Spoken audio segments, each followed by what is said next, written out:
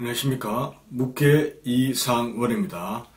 5회 방송에서는 태양인의 7일 명칭을 음양을 적용해서 구분해 보았습니다. 지난 방송을 열심히 들으셨다면 앞으로 열태양인과 한태양인 이름만 들어도 두 체질의 차이점을 쉽게 구분할 수 있으리라 기대합니다. 그리고 열태양과 한태양을 금양과 금음으로 이름만 바꾸어 생각해 보신다면 시중에서 사용하는 금양 체질과 금음 체질의 차이 역시 큰 어려움 없이 이해할 수 있을 겁니다. 그럼 오늘은 태양인의 체질 명칭에 이어서 외형, 즉 체형을 중심으로 공부를 해보겠습니다. 태양인, 즉 금체질은 양중의 양에 해당합니다. 그렇다면 당연히 양에 해당하는 인체 상부가 가장 발달했을 것으로 추정해 볼 수 있겠지요. 태양인은 장보로도 이 폐가 가장 발달한 체질입니다. 근데 폐는 위쪽과 아래쪽 중에서 어디에 있습니까? 오장육부 중에서 제일 위쪽인 이 어깨 바로 밑 최상부에 폐가 있습니다. 그렇다면 이 폐 주변의 조직들도 함께 기능과 크기가 발달할 수밖에 없습니다. 그래서 사상학에서는 태양인의 외형을 다음처럼 표현하고 있습니다. 이 머리가 크고 이마가 넓으며 목덜미가 굵고 어깨도 넓다라고. 어떻습니까? 그럴듯하지요. 또한 태양인은 양이 발달한 체질이니 이 광대뼈와 뒷머리가 돌출된 경우가 많습니다. 풍기는 인상은 또 어떨까요?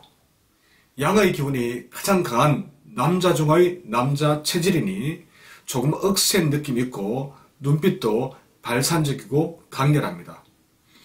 하지만 이와 같은 강한 인상과 머리가 크고 목덜미가 굵은 것과 같은 이 상부의 두드러진 발달은 모든 태양인의 공통적인 특징이 아닙니다. 그렇지 않은 사람도 있을 수 있다는 거죠. 자, 이는 일반적으로 열태양인 금양체질에서 주로 나타나는 특징일 뿐입니다.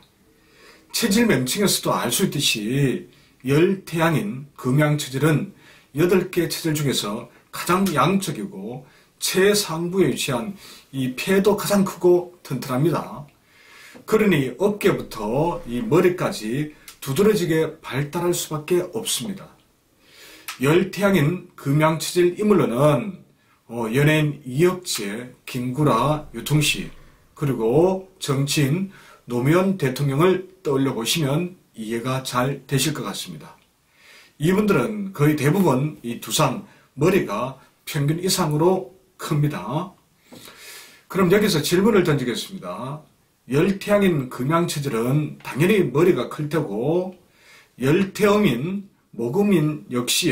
모금체질 역시 8개 체질 중에서 골격이 가장 크고 수렴적 성질도 강해서 예상과 달리 머리와 목의 절대적 크기가 결코 작지 않다고 했습니다.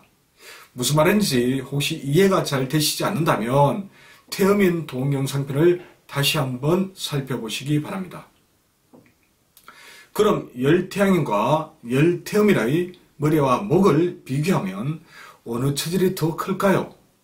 열태음인 모금체질은 머리와 목도 매우 발달했다는 것은 지금까지 아무도 생각해 보지 않았던 매우 심오한 많은 것을 생각해주는 내용입니다.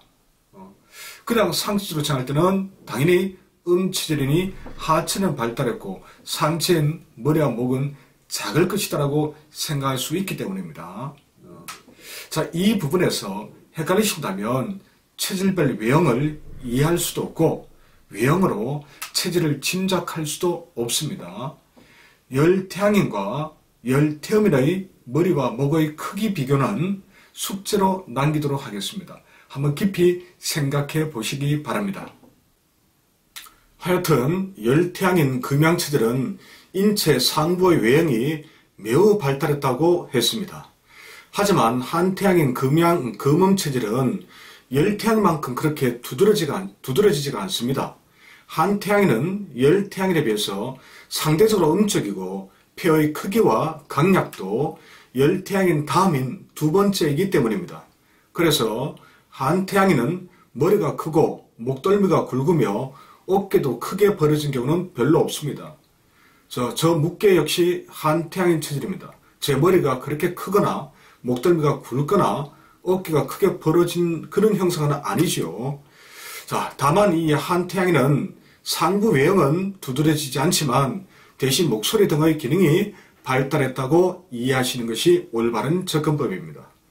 그렇지 않고 한태양인 금운 체질의 외형에만 집착하면 상부가 특별히 발달한 것처럼 보이지 않으니 전혀 엉뚱한 체질을 떠올릴 수 있습니다. 즉 사상학적 사고에 빠져 한태양인 금 체질을 소양인이나 소민으로 진단하는 오류에 빠질 위험이 매우 크다는 것입니다.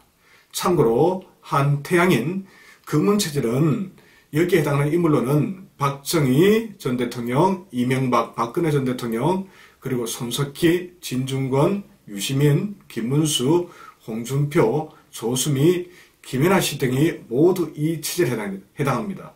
한국인 중에서 가장 많은 체질 비율을 차지하고 있다고 말씀드릴 수 있습니다. 자, 태양인의 하체는 어떨까요? 태양인은 양이 발달한 반면에 음이 약하기 때문에 하체는 왜소하거나 기능이 약합니다. 그래서 대소와 기능을 도형으로 표시한다면 역삼각형에 해당합니다. 시중에서 표현하고 있는 전체적인 태양인의 체형은 그림과 같습니다. 그림 한번 보시기 바랍니다. 하지만 이러한 그림은 조금 과장된 표현입니다. 이렇게까지 하체가 짧고 부실한 경우는 많지 않습니다. 특히 열태양인 금양체질은 더욱 그러합니다. 열태양인 체질은 소화력이 좋고 배설 기능이 약해서 장부구조 보시면 비위 기능이 강한 쪽에 신장 배설을 담당하는 신장이 약한 쪽에 가 있습니다. 이처럼 소화력이 좋고 배설 기능이 약해서 다리에도 살이 어느 정도 붙습니다. 그리고 인대와 근을 지배하는 간도 한태양인보다 덜 약해서 다리 힘도 생각만큼 그렇게 약하지가 않습니다. 반면에 한태양인 금체질은 메마른 경우가 많아서 다리가 가는 편입니다. 왜냐하면 비위가 약하고 배설 기능이 신장이 강하기 때문입니다. 또한 간 역시 8개 체질 중에서 가장 약해서 건강이 나빠지면 다리 힘이 급속도로 약해지는 경우가 많습니다. 물론 다리 힘이 약한데 살은 조금 붙은 경우도 있습니다. 늘 애는 있기 때문입니다. 물론 그런 분들도 다리에 살이 붙었다고 해서 다리 힘이 좋다고 이렇게 말할 수는 없겠죠. 다리 살은 조금 두터운데 대부분 힘은 약한 쪽으로 이렇게 이야기할 수 있습니다. 지금까지 음양적 특징을 적용해서 태양인의 외형에 대해서 살펴보았습니다. 역시 기존의 체질학적 해석과는 많이 다르다는 것을 느끼셨으리라 생각합니다. 저는 철저하게 음양과 오장장부의 대소강약을 적용해서 체질을 분석하고 있습니다. 기본에 충실하다는 것이죠.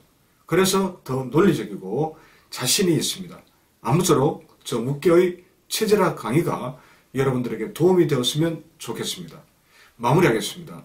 지금까지 87연구소 방송 묵계 이상을이었습니다.